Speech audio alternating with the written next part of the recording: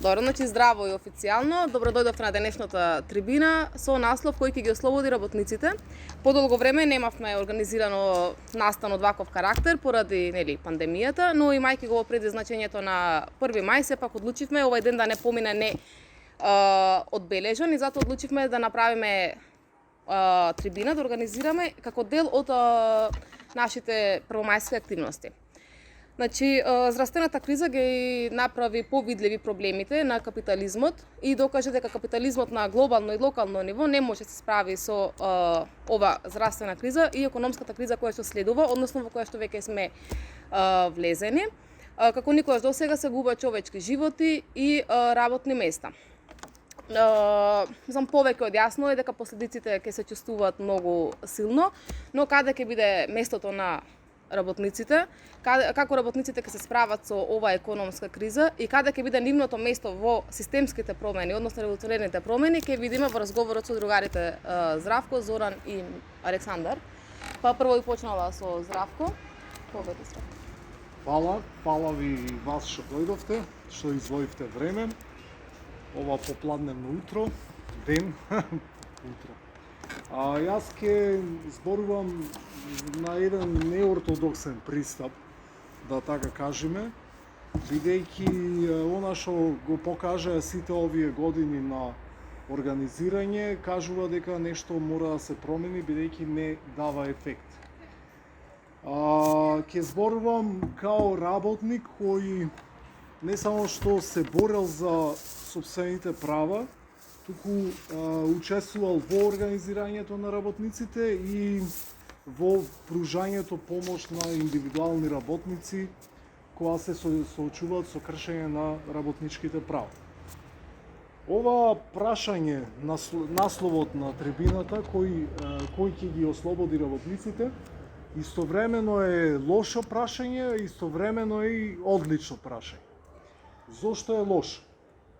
Лошо е бидејќи се чини дека ја промаршува поентата. Кој ќе ги ослободи работниците? Дали зарем на работниците им треба ослободување? Дали тие се чувствуваат поробени, угнетени и експлоатирани за да бидат ослободувани? Фактички, прашањето можеби подобро ќе беше да биде поставено као кој ќе им даде работа и добра плата на работниците, бидејќи она за што тие се интересираат реално е, ако се невработени, да најдат работа и кога ќе работат да имат добра плата. И горе-долу тука завршува нивниот интерес за работничките права. Сега, ако вака ги поставиме работите, тоа се поставуваат две нови прашања.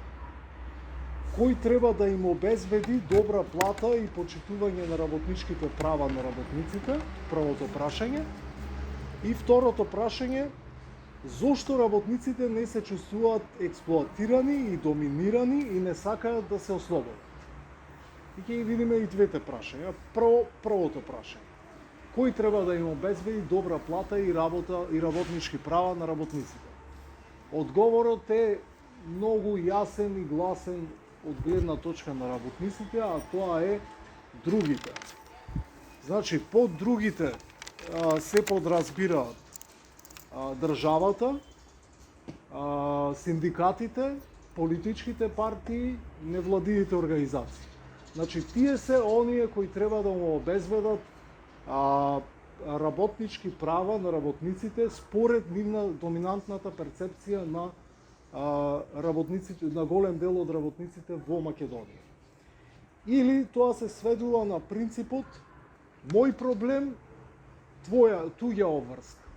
Значи, кога јас имам проблем, кој треба да реагира во врска со мојот проблем? Другите. И сега, ова е многу чуден принцип, али во голема мера го објаснува однесувањето на 1 мај. Значи, и трансформацијата на Интернационалниот ден на трудот во ден на скарата. Бидејќи другите треба да се борат за работничките права, тие се оние кои протестираат за време на 1 мај. Додека работникот, бидејќи е туѓа обврската да се борат за неговите работнички права, тој смета дека има право да одмори на тој ден. Значи, овај е однос на кон сопствените работнички права као се поставуваат обично работниците као да се клиенти, као да се потрошувачи. Значи, кога човек е во улога на потрошувач, тоа е што и не оди да ја среди работата, му се расипал телевизорот и не гледа тој да го поправи телевизорот, туку оди на сервис и седи со скрстени раце додека не му се заврши работата. Обврската е на другиот. Значи, се има однос кон сопствените работнички права, се поставува работникот као клиент да биде. Здружување, организирање, спротивставување, солидарност, ова не е дел од мисловната рамка на македонскиот работник. И тоа е многу поразителна димензија. Значи, кога некој работник ќе биде го бркаат од работа, ниту добива солидарност, солидарна помош, организирање од страна на колегите, ниту пак тој во крајна линија ја очекува нејзи. Поради тоа, поради оваа ситуација, остварувањето на работничките права е спорадично и половично. Значи, тоа е во рамките од случај до случај, затоа е спорадично и е половично. Значи, максимум она што го добиваат, ако другите се изборат, е почитување на законот. А законот ги има скратено драстично работничките права. И сега, ако вие добиете почитување на законските права, автоматски вие добивате многу мала доза на работнички права. И тоа е во најповолниот случај. Синдикатот, ако нема поддршка од работниците, едноставно е немоќен да се избори за повеќе работнички права.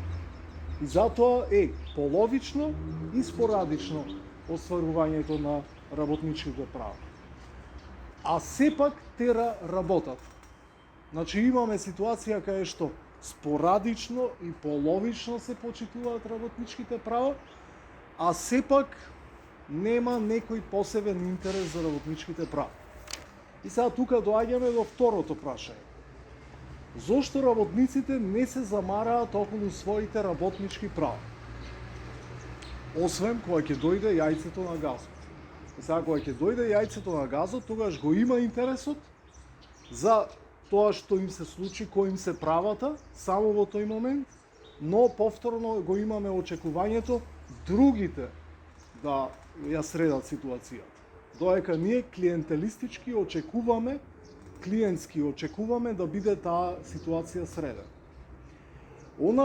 Зошто работниците не сакаат да се замараат околу своите работнички права, се додека не дојде ситуацијата нож до коска, е голем проблем и мора да се обмисли зошто е тоа така. Јас мислам дека онаа грешка која ние како организатори сме ја правеле доста често е бидејќи сме ги гледале работниците само како работници. Значи, работникот не е само работник. Работникот во крајна линија е работник само на работното место. После е нешто друго. И сега тоа нешто друго е многу клучно да се стави во оптек за да се свати ситуацијата зашто работниците реагираат така како што реагираат. Значи, работниците не се само работници. Фактички, во слободното време, работниците бараат оддишка од експлоатацијата што им се случува во текот на работното време. Значи, ги газат, им кршат права, се изживуваат со нив на работното место. Која е нивната реакција? Бараат оддишка од таа ситуација во слободното време. И слободното време е многу клучно да се стави во математиката. Тука ќе цитирам еден слабо познат ама многу добар цитат од Маркс, кај што тој вика: работата на работникот не припаѓа на неговата суштина, па затоа тој не се потврдува преку својата работа, туку се одрекува. Не се чувствува среќен, туку несреќен. Не развива слободна физичка и духовна енергија, туку ја тормози својата природа и го упропастува својот дух. Затоа работникот се чувствува свој, дури кога е надвор од трудот, а во трудот се чувствува надвор од себе. Затоа работникот се чувствува самодействен, единствено во своите животински функции, во јадењето, пиењето и половиот однос, а во своите човечки функции се чувствува само како животно. Животинското станува човечко, а човечкото станува животинско. Значи, ова е многу суштинска диагноза на ситуацијата зошто работникот едноставно не се чувствува како свој, не се пронаоѓа на работното место во капитализмот. И е тоа сериозен проблем и затоа тие бегаат во слободното време. Во слободното време човекот е слободен и среќен, затоа ја трпи експлоатацијата и доминацијата во работното време. И сега клучното прашање: дали е тоа така? Значи, дали тој е навистина слободен и среќен во текот на слободното време? Дали може да прави се што сака? Кога масовно голем број на луѓе се однесуваат на ист начин, тогаш тоа индицира дека баш сето тоа не е онака слободно као што начелно се мисли дека е така. Например, ако голем дел работнички после работното време земаат да шетаат по продавници и да си купат некое парченце, и ако сите тоа истото го прават, тоа ќе се поставува прашањето дали има нешто што е невидливо или е нешто што е типично на човековата суштина. Или, например, мажите работници се концентрираат на вечерните утакмици на Лига на шампиони или на шпанско првенство, размислуваат као која комбинација во кладилница ќе ја уплатат и така тераат. И кога ќе купат, и сега тука е проблемот, кога ќе купат некое парче или кога ќе фатат на спортска прогноза, се среќни, ама по кратко време сето тоа избледнува. Например, она парченце што ќе се купи, ќе се поноси одреден период и после едноставно се заборава и се отфрла, не дава веќе среќа. Значи, таа среќа е доста минлива, а самата слобода во која се ужива во слободното време станува илузија. Значи, одеднаш луѓето мислат дека се слободни и среќни, а фактички кога ќе се ја погледнат работата, ако имат храброста да ја погледнат работата, ќе видат дека нешто клучно фали во таа среќа и слобода. Фактички, работниците се заробени во мрежата на капитализмот, заробени, но со илузија дека се господа, дека уживаат во слободата и во среќата. Најеклатантен пример за таа заробеност, значи не ја гледаме, ние мислиме во целиот оптек на настаните, мислиме дека одлучуваме по слободна волја.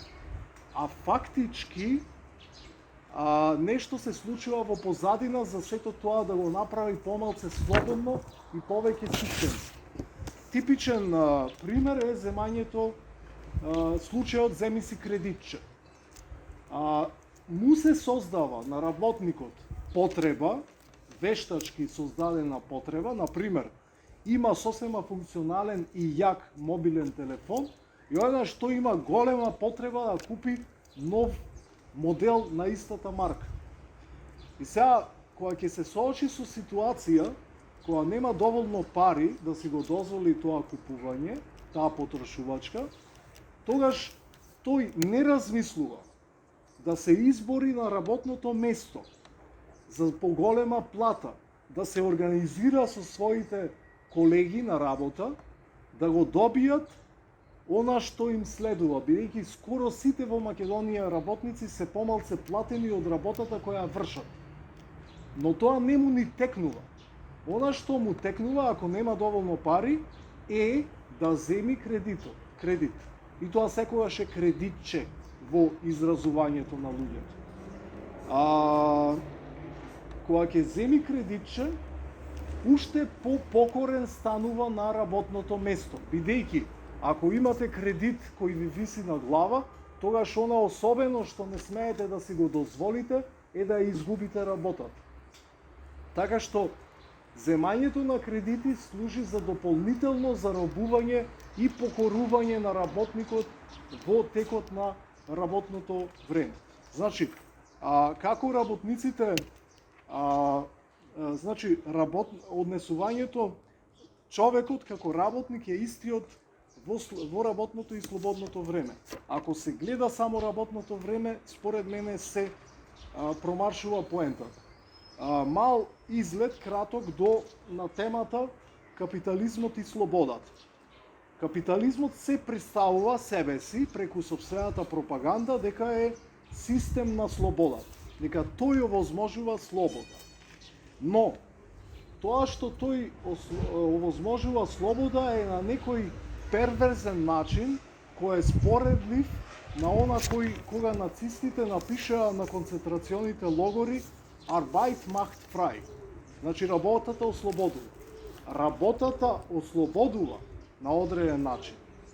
Ама перверзноста е кога ќе го напишете тоа на концентрационен логор. Исто, капитализмус macht frei. Значи капитализмот ослободува, ама на перверзен начин како и работата што ослободувала во концентрационите логори. Човек е слободен, ама така слободен што е тоа перверзно и во функција на капитализмот.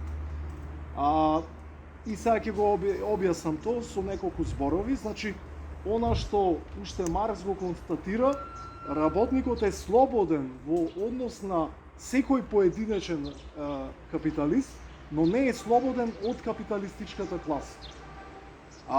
То значи, можете, ако не ви одговара, и ќе ви кажи секој капиталист, ако не ти одговара, ако не ти чини, замини си. И можеш да се заминиш, ти си слободен во однос на него. Ама не си слободен од тоа да не одиш на друго работно место и можеби да трпиш уште поголема експлоатација и доминација. Значи не си слободен во однос на целата капиталистичка класа. Второ, овој систем што се нарекува демократија го ја игнорира диктатурата на работното место.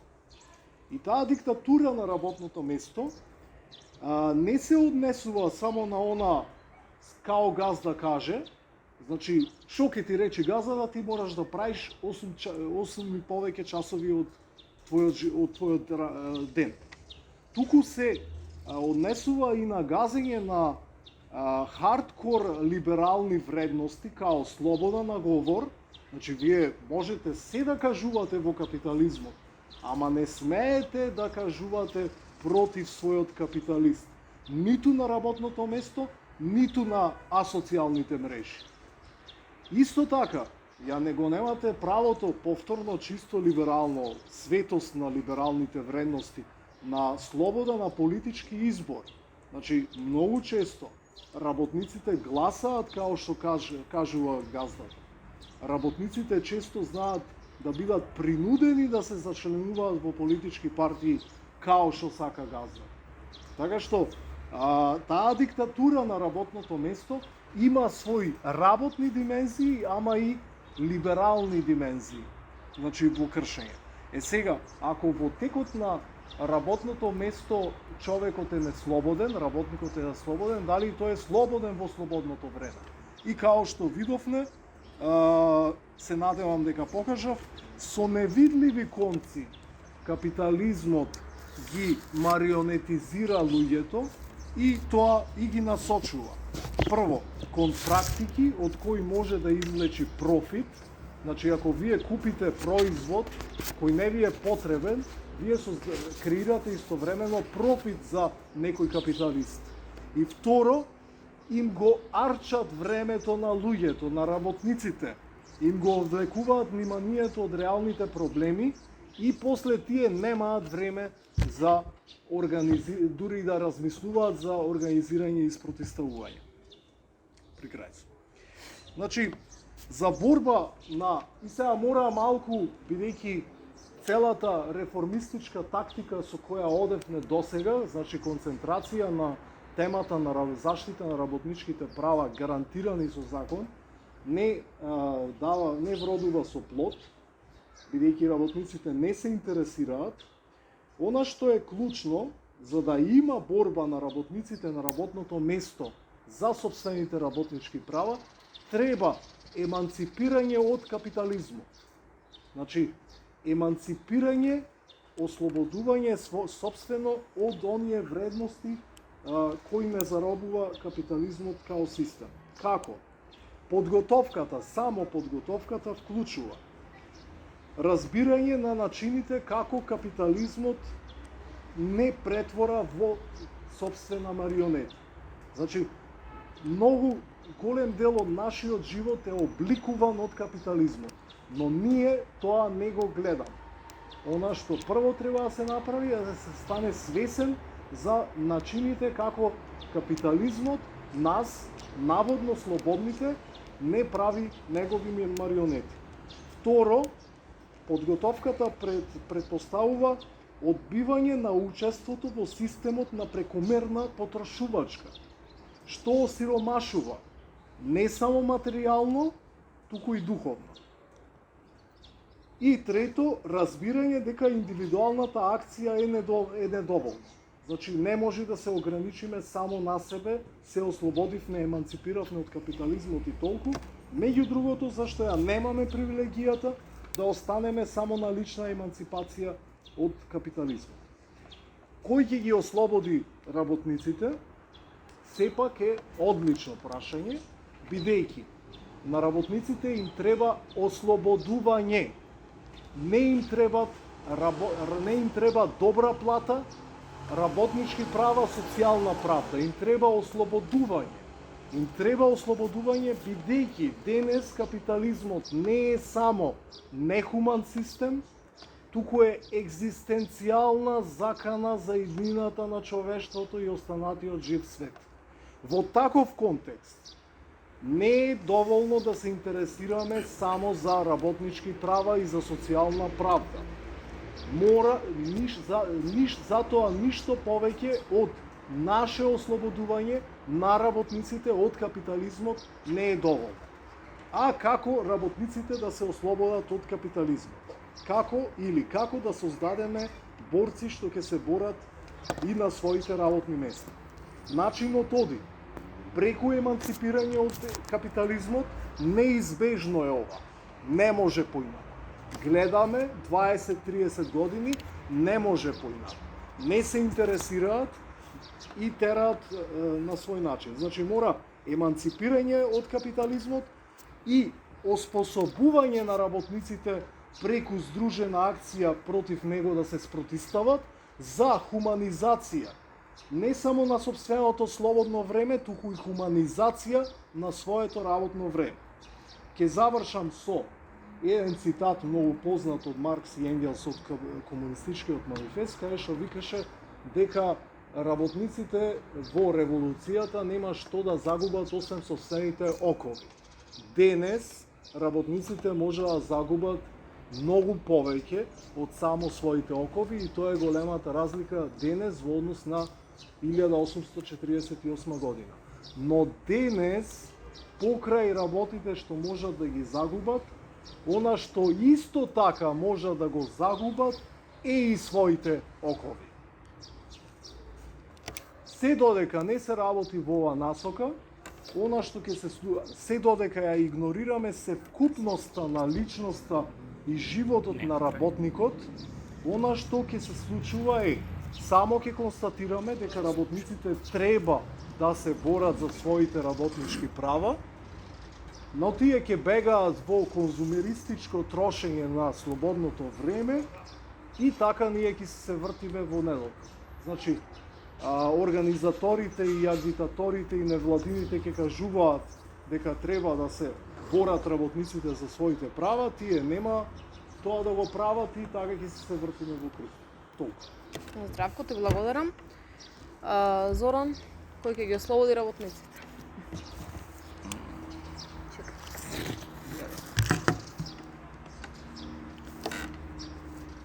Вака, значи,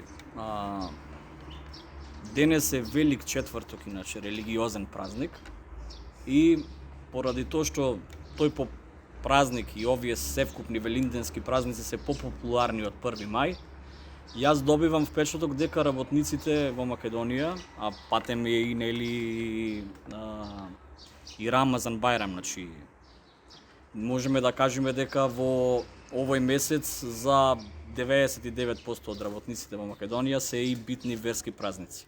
И мајчи предвид колку се овие празници популарни, вкоренети и во традицијата, и во обредите кои што ги извршуваат дали во храмот или надвор од храмот, можеме да добиеме впечаток дека работниците не сакаат да бидат ослободени од експлоатацијата, туку сакаат да бидат спасени преку тоа што застраданијата што ги имаат на овој свет ќе бидат наградени со рај и со простување на гревовите во другиот свет.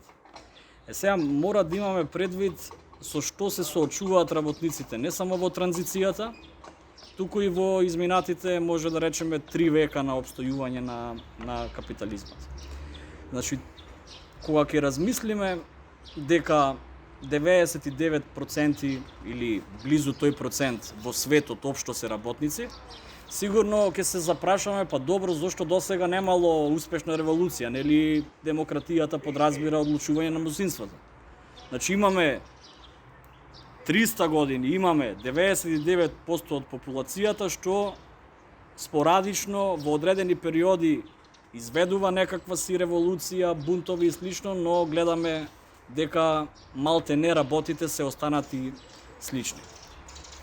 Тука, значи, треба да имаме предвид владеачката класа, значи она групација која што владе во секоја пора од општеството. Како една голема група масовна на работници ќе ја спречиш да ја преземе власта? Нормално ако ја раздвоиш од античкото раздели по владе. Гледаме дека во светот има, значи, народи, луѓе кои што живеат под неподносливи услови и баш во тие места религиозноста е голема. Гледаме држави од Европа кои што се на периферијата на Европската Унија, гледаме дека попарво идеологијата како индивидуализмот, либерализмот е попопуларна отколку некакви си работнички движења, синдикални, социјалистички и слично. Значи, клучното во разгледување на проблематиката кој ќе ги ослободи работниците е нормално која е разликата од изминатите векови и денес во она што се соочуваат работниците. Кога збориме и кога се потсеќаме на одредени великани на работничкото движење, кои што опишувале стотици страници теорија, кои што ги организирале работниците на работните места преку памфлети, преку брошури, преку списанија. Гледаме дека ние денес, дури да се сметаме себе си за авангарда на таа работничка класа, гледаме дека со тие методи не може да пристапиме. Зошто? Не се собираат денес работниците како околу сонце, како што тоа беа фабриките и големите трустови, значи, од 19-тиот век. Значи, тогаш еден човек, комунист по убедување во некоја организација револуционерна, како би ја правил активност?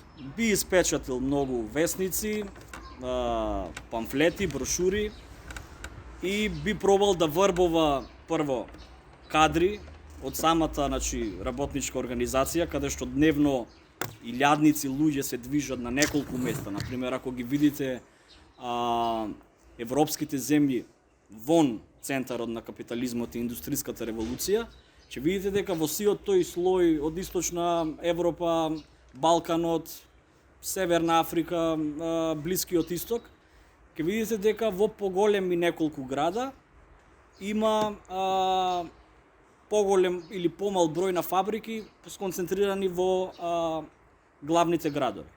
И сега тогаш ако размислувале тие револуционери каква е состојбата, ќе биле многу обесхрабрени. Прво ќе виделе дека 90% од населението не знае да чита и ни да пишува.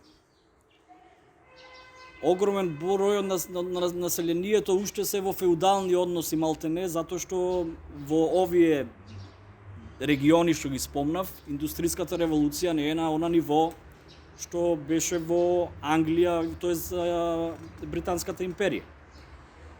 Така да тоа ќе не доведе несомнено до заклучокот дека никогаш во историјата не се ослободувале мнозинството работници преку некое си масивно движење каде што мнозинството од нив преземало револуционерни дејствија и ги менувало работите. Значи, пак одреден слој од работничката класа, понапреден, класно свесен, ги туркал работите напред. Значи, можеме да сме свесни дека во сите подвидови, да речеме, на идеологијата, мислам на напредна идеологија, која што не е националистичка, шовинистичка, не слугува на капитализмот, не слугува на верските лидери и слично. Значи, ќе видиме дека секогаш оние луѓе што биле пред своето време, во смисла од Маркс наваму, ги предпоставувале настаните кои што ќе следат подоцна, тие се оние што се организирале со една фанатична верба и придонесувале за поместување. Она што му фали на работникот во Македонија и во светот во моментов е вербата во системските промени или во воспоставувањето на социјализмот, што ја имале претходните генерации од минатиот век. Јас би ви препорачал, ако може на YouTube да се најде една емисија, француска, но може да се најде со превод, Fate of the Century. 6 наставци се. Ќе видиме, значи, како цел 20 век е обработен, условно речено. Со каква верба настапувале овие кадри дека падот на капитализмот е неизбежен, дека империализмот е последна фаза и дека следно што треба да се направи е како да се гради новото уредување. Денес имаме навидум контрадикторна ситуација. Со било, сега зборам генерално, секогаш има исклучоци, но исклучоците нели го потврдуваат правилото. Да разговарате со родителите, со роднините што се условно речено фатиле мал дел од Југославија, повеќе или помалце или слично. Денес тие ќе ви речат добар беше тој систем, ама беше утопија. Второто прашање би било, ако било утопија, ти дали си живеел во тој систем или си сонувал? Одговорот би било, да, живеев, ама не беше се така како што се збореше. То нас ни дава обврска да сме критични кон минатото. Значи, кога сме свесни дека во социјалистичкото уредување нагло се подобруваат условите во кои што живее работничката класа, истовремено треба да сме свесни дека имало некои погрешни чекори. Дали под влијание на империализмот, што сака да го сруши секое движење, секоја држава која што оди вон правилата на игра, дали поради тоа, дали во самата, значи, во самите комунистички партии, во самата бирократија подоцна, повторно вредностите на капитализмот се внездиле во главите на луѓето. Значи, кога ја спомнав, значи, транзицијата, треба да имаме предвид колку успешно се спроведе во делот на идеологијата на овие простори. Значи, никогаш не се разговарало како денес толку отворено дека на домашно и на светско ниво дека капитализмот ги троши последните џокери и дека неговото опстојување во иднина би било осигурано само преку црна реакција. Значи, секаде каде што ќе се појават напредни движења, зависно од состојбите во државата, владеачката класа ќе ги помогне фашистичките движења кои ќе идат контра, религиозните фанатици, шовинистите и слично. Она, значи, група од која што сме ние дел тука и не сме само ние, туку ги има и повеќе работници кои што се со напредни размислувања и кои што имаат задржано доволна доза на фанатизам да се вложат. Борејќи се против капитализмот, треба да се борат против конкретните појави кои што го одржуваат капитализмот. Затоа што ако речеме дека против ни е капитализмот, малте не капитализмот е како дефиницијата што ја учевме во второ оделение по запознавање на природата и општеството. Што е природата? Се што не обкружува. Сум запамтил толку. Наједноставна дефиниција беше.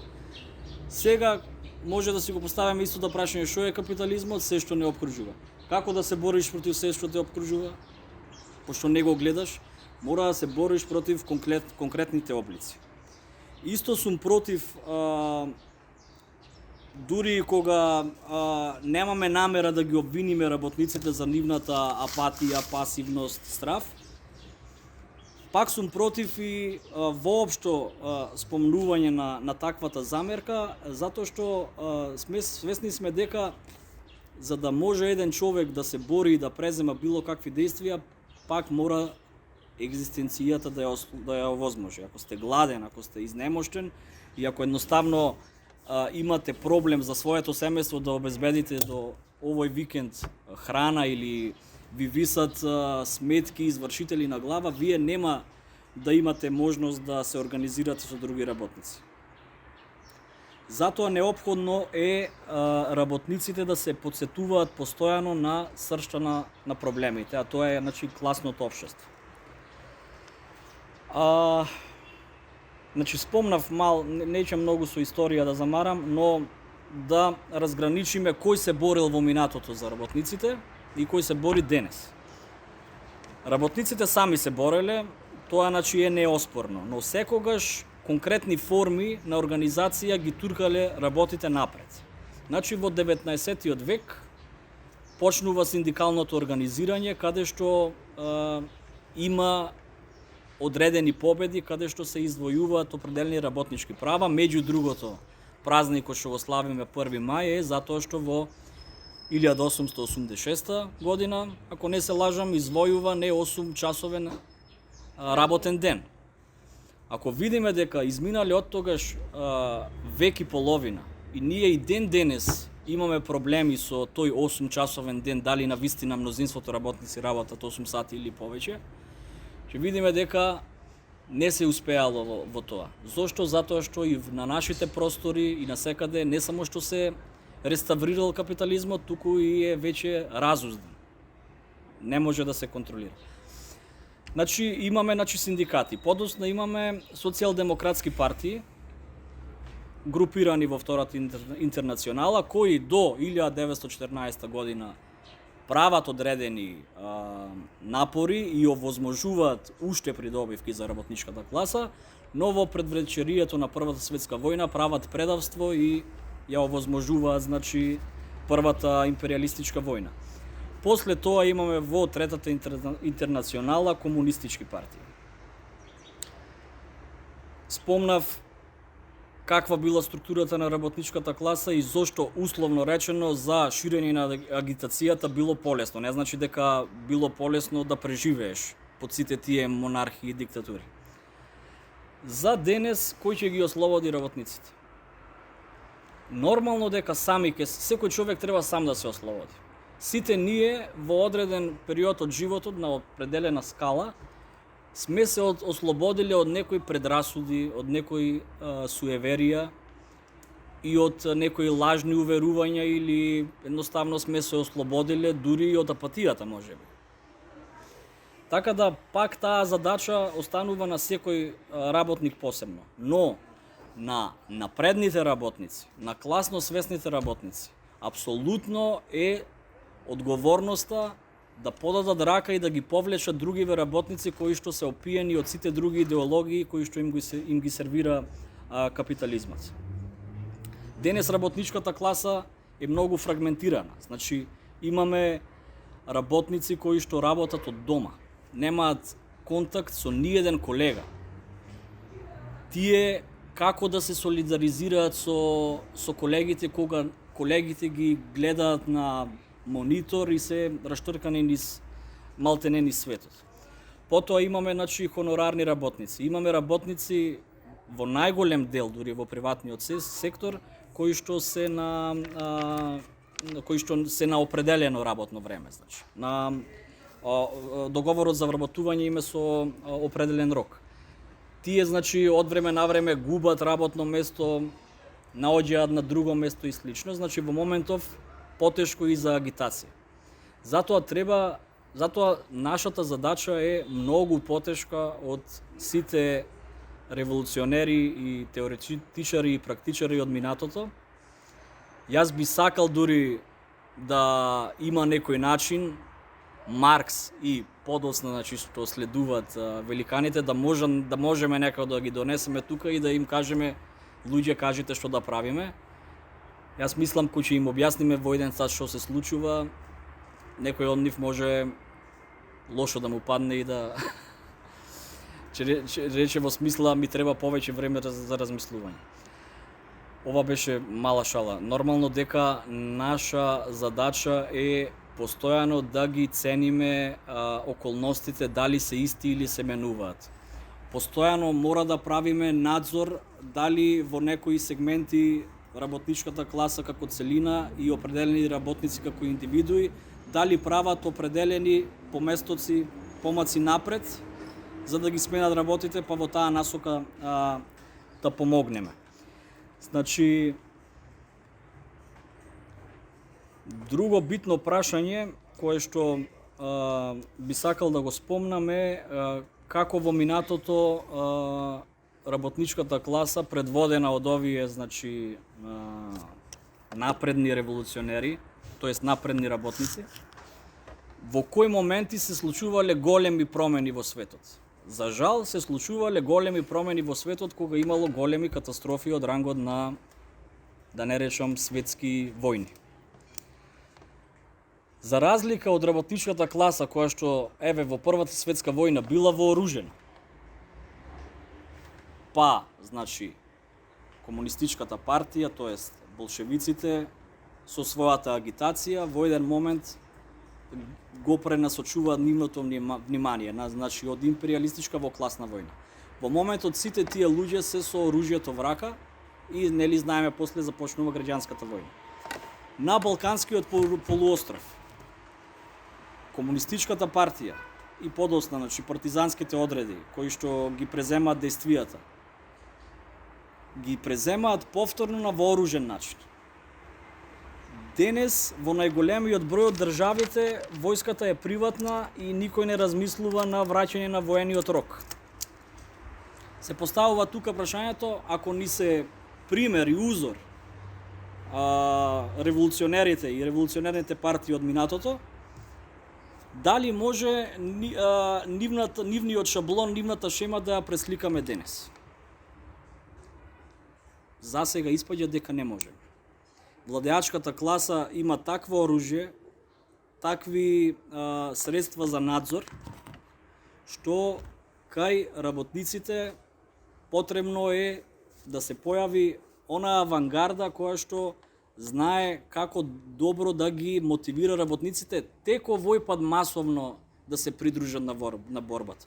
Токму во овие моменти е многу поголема и побитна масовноста отколку во минатото, според мене. Затоа што во минатото и на заговорнички план и на план на тајни вооружени групи во клучни моменти се правел пресврт.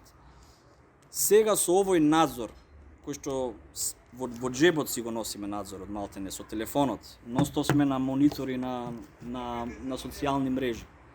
Многу е потешко да се изведе револуција со, условно речено, со вооружено востание. Друга работа што спомна Здравко, мислам дека со намера ги нарече асоцијални мрежи, затоа што се отуѓува луѓето повеќе. Сепак мислам дека во начинот на борбата треба да се користат сите алатки на капитализмот против капитализмот. Ако планираме да створиме нови алатки на обраќање кон работниците за агитација и слично, ќе видиме дека ако ние имаме време неколку пати во неделата да се собираме и да разговараме на овие теми, владеачката класа има платено плејада на луѓе прво да го гледаат однесувањето на работниците, за после да им понудат образец за однесување. Пошто е тешко прашањето кој ќе ги ослободи работниците, ја би завршил тука со едно охрабрување дека колку и да се социјалните мрежи, асоцијални, колку и да се алатка на капитализмот за ширење на сета она пропаганда што им штети на работниците, никогаш не е касно работниците да се организираат на друг начин, повторно преку истите тие мрежи да направат контраудар. Добро, Зоран, ти благодарам. Александар, повели? Фала. Тешко време е, Зоки, стварно тешка година тераме сите. И на вакво тешко време Njegov викаше дека на муци се познaju јунаци. Така да мора да се најде некој јунак што ќе не ослободи као работници. И ја гледам таков јунак, еден кој што е разборит, кој што е речит. Му верувам вака кога го слушам. Исто така докажал дека се грижи за нас, ни пружи и помош некоја. Го разбира и Njegош, не разбира и нас. Знае да збори на јазикот на најголемата работничка класа, на кинеската, така да погодувате кој тој е Александар Вучич. Он има една харизма која што можеби ќе не ослободи. Исто така зборев минатиот викенд со еден програмер, вика дека него му одговара сега капитализмот, бидејќи све оди кон дигитализација, автоматизација, па не Вучич, можеби самиот капитализам, па еве кинесиот капитализам кој сега највише галопира, кој има најголеми успеси, може тој ќе не спаси. Све ќе се дигитализира, ќе се автоматизира, па нема да има потреба ние да идеме на работа, ќе седиме дома, ќе бидеме ослободени од принудна работа. Така или иначе ќе имаме слобода. Или ќе не ослободи некој месија као Вучич, или самиот капитализам ќе не ослободи. Меѓутоа, што со тоа? Еве, да се најдеме ние слободни, знаеме ли што да правиме со нашето слободно време? Дали имаме свест како да се обликуваме политички кога некој ќе ни ја даде таа цела слобода? Еве, дали ние се собираме на вакви трибини па да размениме меѓу нас мислење, да организираме еден совет како некој практичен проблем политички да решиме, па да одиме на повисоко ниво, да се организираме со други, да размислуваме како можеме да се организираме во поинакви посткапиталистички заедници. Или еве да користиме малце афоризми, забава, хумор, и хуморот не ослободува. Па ќе речеме, не сме сите талентирани за хумор, некој е поталентиран, не сме сите говорници, друг е поталентиран, не можеме сите да пееме, а на времето со секое село имало некој као мини ансамбл, пееле се, дружиле, значи сами го организирале слободното време, а сега чекаме, како што рече Здравко на почеток, капитализмот да ни сервира што ќе правиме во слободно време. Не сме навикнати сами да си го обмислиме. Значи, свеста некој друг ни ја програмира. И ние кога збориме, ние сме работници, точно еве, сега јас сум работник, баш пролетер, и самиот термин доаѓа од латинско, од друго време. Значи, не можам да се видам ја у тој термин, иако некој ми го дава дека спагам у таа класа, се едно. Живеам дома у некој социјална помош си даваме, ја со мајка ми, со сестра ми, со баба ми која е дементна, значи оваа година на ковид, и сега можам да кажам дека ја треба да се плашам, бидејќи не работам минатава година, дека работи во туризам, и треба да се плашам се да стрепам, да барам било која работа, за да преживувам, за да можам да си дозволувам некоја забава во слободното време која што ќе биде веројатно платена. Можам цело време да стрепам и да се плашам, можам да речам, еве оваа година сум послободен од Сократ, послободен сум Платон, можам да се занимавам со филозофија. Можем и таква перцепција да си дадам. Значи имаме слобода со перцепцијата, но све тоа се заснива на нашата свест. Свеста е битен поинт, значи без свест нема да се ослободиме. Како работници, како луѓе нема да се ослободиме. Што е свеста? За сите е многу тоа како нешто толку апстрактен поинт. Што е свеста? Еве додека зборам ја, моето внимание е тука, или вашето внимание. Додека зборам, може прво ќе ви се јави некој реактивно однесување, види го овој што збори, како настапува, ако ми стане досадно малце, мислата ми лета на едно место, у исто време имам и некои емотивни работи, некои сензации, може нешто да ми мрда, еве, од трема ако зборам, или од досада таму, или нешто друго може да се провоцира. Значи, ние не познаеме нашата свест доволно, ако ја познаеме, или нашето тело, ако посветиме внимание. Вниманието е битна работа. Ние се перцепираме како рационални битија. Нема некој што не е убеден дека е рационално битие. Таков е образовниот систем. Од просветителство па наваму не убедиле дека сме рационални битија.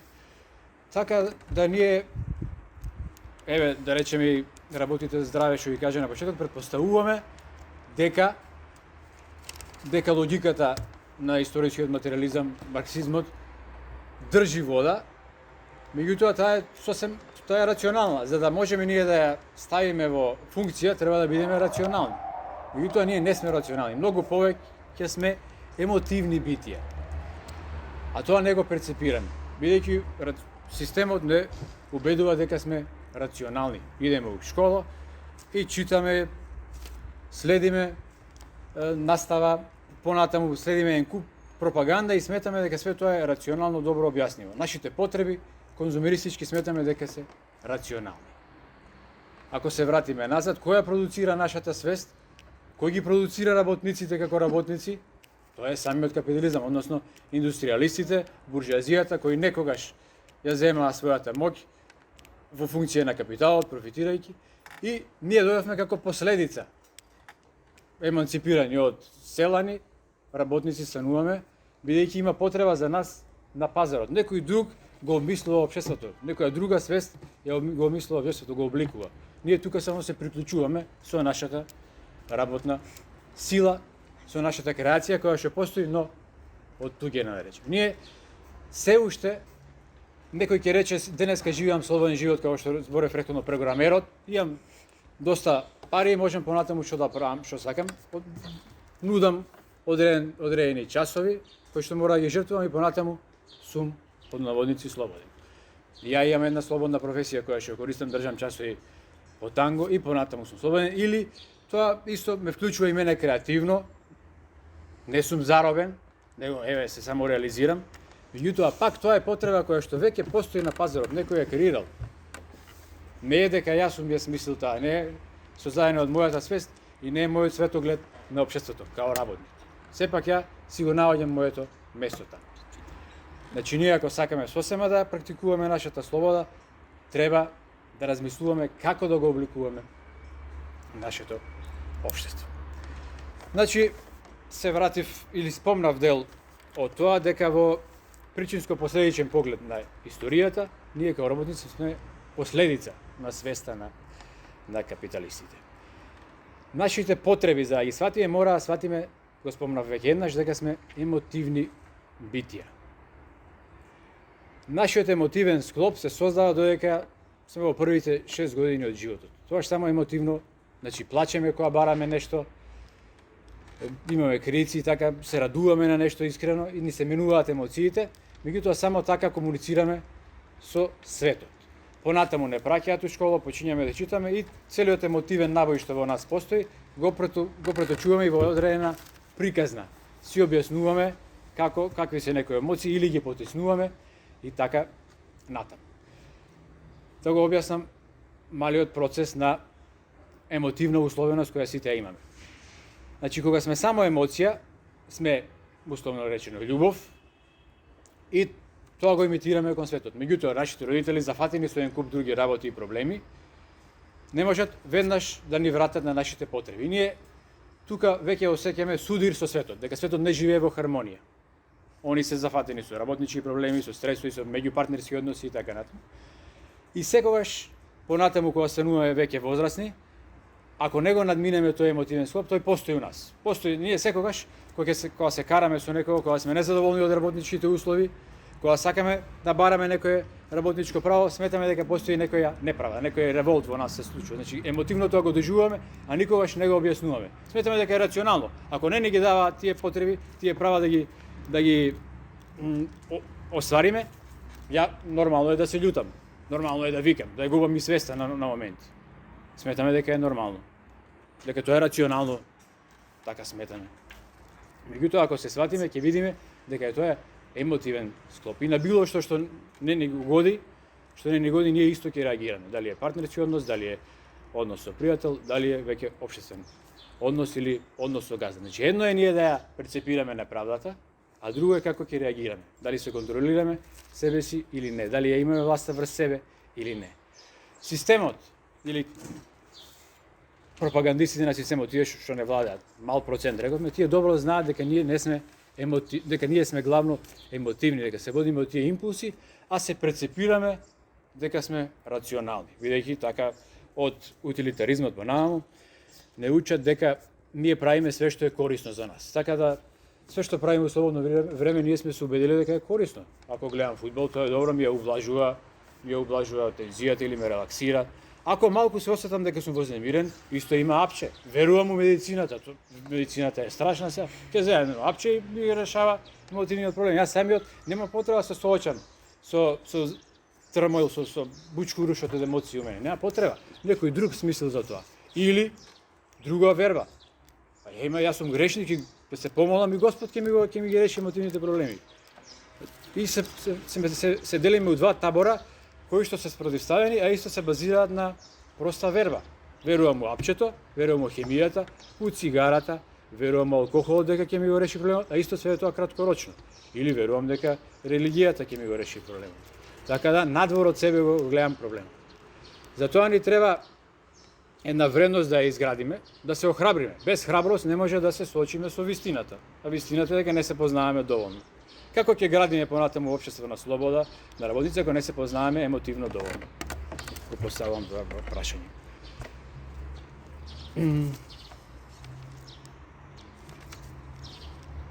Го спомнав, значи, дека вистината не ослободува. А вистината исто така за некој е поим кој секој како сака може да го дефинира. Друг ќе рече, знаењето не ослободува. Меѓутоа и за да знаеме, треба пред се да се познаваме себе си, па понатаму да учиме теоретска содржина, практична содржина и заедно да се активираме политички за нешто да изградиме. Реков дека конзумиризмот главно почива на овие емоционални потреби.